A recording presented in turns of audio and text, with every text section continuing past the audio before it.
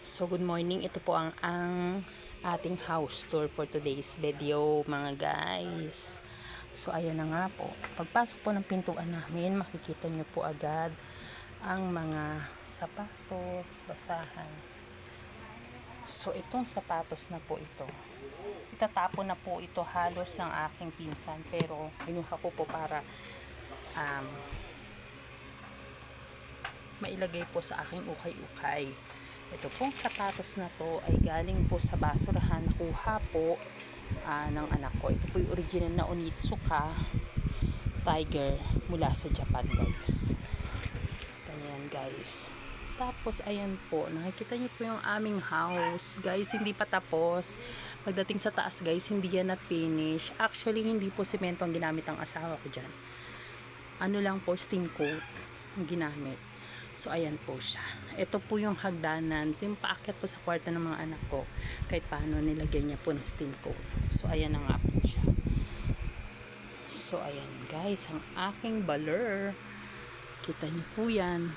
Ito po, itong mga stop toys na yan. Ito po regalo ng asawa ko. Ito, tinapon na po ng kapitbahay namin. Pero kinuha ko pa kasi maayos pa at nilabahan. Ayan pong mga yan. O di po ba, nagmistulan siyang bago, basta balutin lang po natin ng plastic nang sa ganun, hindi po siya madumihan. So ayan guys, kita nyo yan. Eto po guys, tinapon na rin po pero binigay, kinuha na lang po ng anak ko. Actually, hindi po binigay kundi kinuha na lang kasi sayang naman. Ito po, itatapon ng kapitbahay namin, inayos ng asawa ko. Kita nyo naman, puro galing basuran. Ito po, itong jar na to, ang ganda pa to guys, lagayan to. Ganyan. Lagayan ng mga anik-anik. Yan po ay tinapon na dun sa pinagtatrabuhan ng asawa ko. Kinuha niya rin po para maipang display namin. Kita niyo yan. Ito po. Yan po ay tatapon na ng boss niya ngayon. Kinuha niya kasi gumagana naman po yan. Hot and cold. Hindi lang kami makabili ng galon para dito. Wala pa po tayong budget. So, ayan po. Ito naman po yung kwarto namin. Yan pong kama. Kama na yan. Patapon na po ito. Bakal din po. Kita nyo po yan. Diniskartehan namin guys para meron kaming kama guys. Ito naman, ayan, hanging na yan na shelves. Itatapon na rin po ng kapitbahay namin. So, hiningi namin para meron po kaming displayhan. Nakikita nyo po yung pakinabang ng mga tinatapon ng tao. Basta masinop lang tayo at marunong tayong mag-ayos guys, pwede natin gamitin. Kahit itong dalawang upuan ng dining ko guys, tinatapon na yan doon sa trabaho ng asawa ko. Kinuha niya lang at diniskartehan namin para maging maayos. Itong mesa ginawa niya po ito. Ito po yung Nara. Ginawa po, mga kahoy po na tinapon sa trabaho ng asawa ko, kinukuha niya at ginagawa niya para magkaroon kami ng mesa. Dati po kaming walang dining. So pagdating dito guys, nakikita niyo to. Yan guys, tignan niyo, parang bagong-bago, 'di ba? Tinapon na rin po ito. Kinuha lang ng anak ko at nilinisan. Bawat itatapon, nililinisan niya po. Dito naman po, ito po yung aking kusina guys ha. Flex ko lang sa inyo.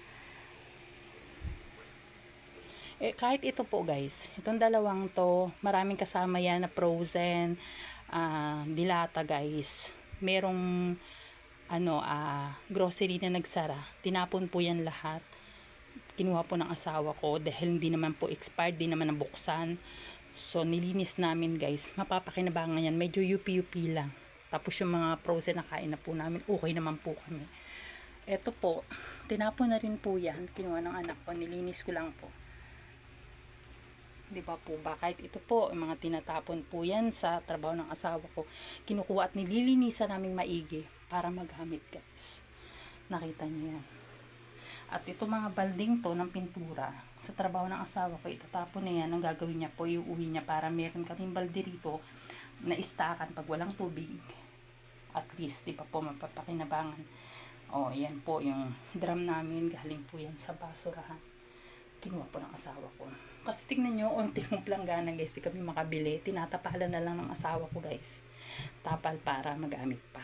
Kahit yan po, yung medicine cabinet na yan, tinapon na rin po yan. Kinuha lang ng asawa ko, dininis.